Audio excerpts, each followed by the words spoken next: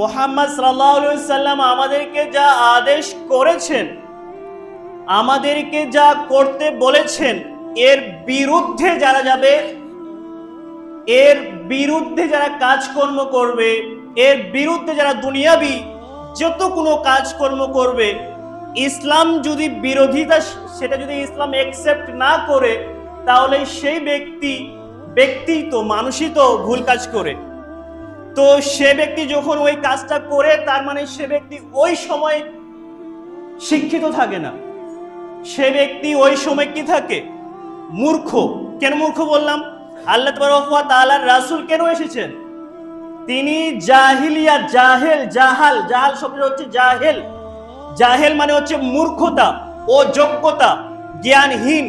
তো জ্ঞানহীনের বিপরীত এসেছে ইসলাম, আর ইসলাম মানে হচ্ছে জ্ঞান।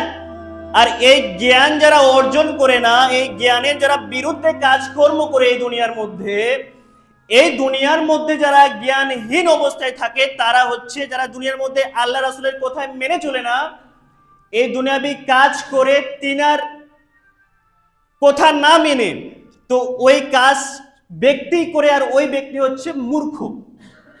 ওই ব্যক্তি শিক্ষিত হতে পারে না, প্রকৃতপক্ষে সে ব্যক্তি কখনো শিক্ষিত হতে পারে না।